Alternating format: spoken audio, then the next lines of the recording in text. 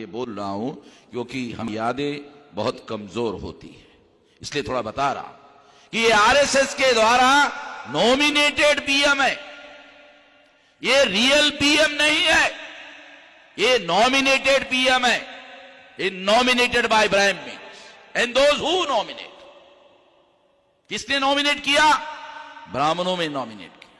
इसका मतलब है अगर नरेंद्र मोदी नाम के ओबीसी को अगर ब्राह्मणों ने नॉमिनेट किया तो असली पावर ब्राह्मणों के पास है, जिन्होंने उसको नॉमिनेट किया।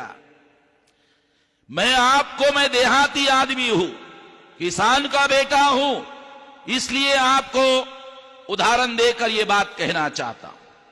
जब खेतों में फसल आती है तो पंछी आते हैं और फसल के दानों का नुकसान करते हैं, तो किसान जो अनपढ़ होता है वो लकड़ियों में फटे पुराने कपड़े डालता है और फटे पुराने कपड़े डालकर एक फटा पुराना किसान खड़ा करता है और उसको खेती में जाकर गाड़ देता है। ऐसा गाड़ देता है, आप लोगों को भी मालूम होगा, ऐसा गाड़ देता है। और दूसरे दिन पंछी आते हैं और एक पंछी दूसरे पंछी को कहता है, देखा किसान है। किसान तो है नहीं, मगर एक पंछी दूसरे पंछी को कहता है, देखा किसान है। एक पंछी दूसरे पंछी को कहता है किसान है, मैं कहता हूं नरेंद्र मोदी है।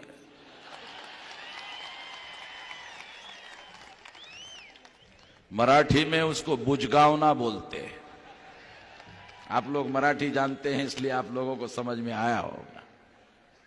तो ये बुजगावना है, ब्राह्मणों का बुजगावना। तो इसलिए मैंने नरेंद्र मोदी का नाम मोदी बदल दिया है नरेंद्र बुजगावने। आज से नरेंद्र मोदी का नाम नरेंद्र बुजगावने। साथियों,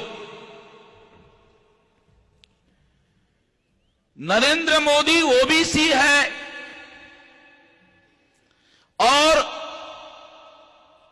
जब ओबीसी की जाति आधारित गिनती का मामला आया, गिनने का मामला आया, तो ओबीसी का होने की वजह से लोग ये उम्मीद करते थे कि नरेंद्र मोदी ओबीसी की जाति आधारित गिनती करने का आदेश देंगे।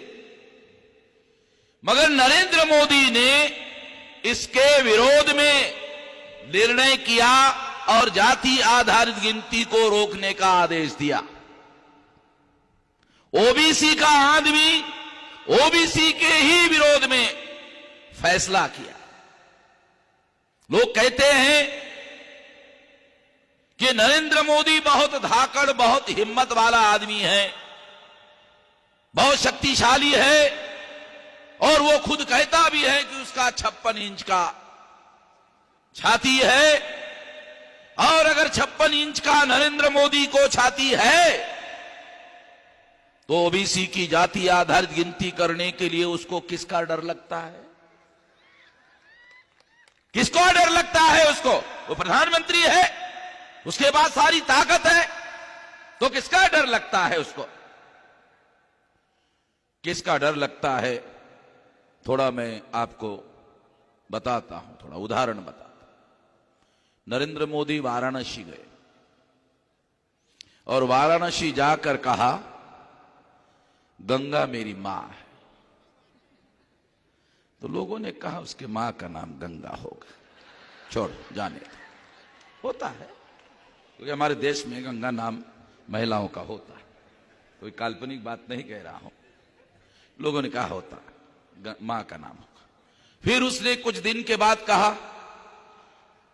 भारत माता मेरी मां है। तो लोगों ने कहा क्या कह रहा है भाई ये आदमी? फिर कुछ दिन के बाद कहा, भाजपा मेरी मां है। लोगों ने कहा इसके तरफ ध्यान देना जरूरी नहीं है, फालतू। मथुरा में गया, मथुरा में गंगा नदी नहीं है, जमुना है, तो कहा जमुना मेरी मां। तो लोगों ने कहा 4-4 मां हो गई भाई, 4-4 मां हो गई है, एक ठो बाप तो होना चाहिए, बगैर बाप से कैसे पैदा हो गया? मां के ही बारे में बोल रहा है, बाप के बारे में बोल ही नहीं रहा है। एक ठो बाप तो होना चाहिए। दिल्ली में पिछले साल की बात है, आरएसएस की मीटिंग हुई,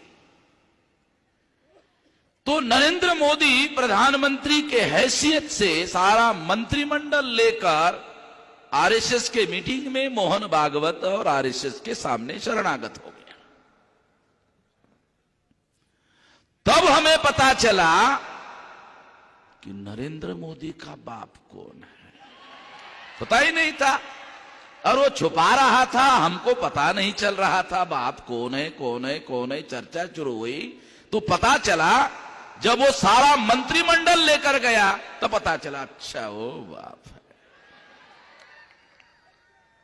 संविधान में लिखा हुआ है कि देश का एक प्रधानमंत्री होगा, उसका मंत्रिमंडल होगा, मंत्रिमंडल की सलाह से देश का प्रधानमंत्री देश का कारोबार चलाएगा और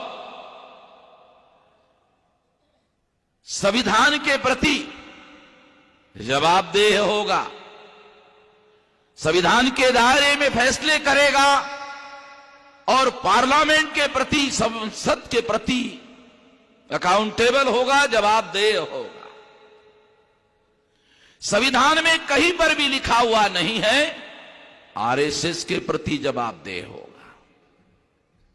मैं खास बात आप लोगों को बताना चाहता हूं, कहीं पर लिखा हुआ नहीं है कि आरएसएस के प्रति संसद के बाहर प्रधानमंत्री जवाबदेह होगा, मगर देश के प्रधानमंत्री ने संविधान की अवहेलना की शपथ लेकर, संविधान की शपथ लेकर संविधान के विरोध में काम किया। इसलिए यह कहा जा सकता है कि संविधान के विरोध में इस देश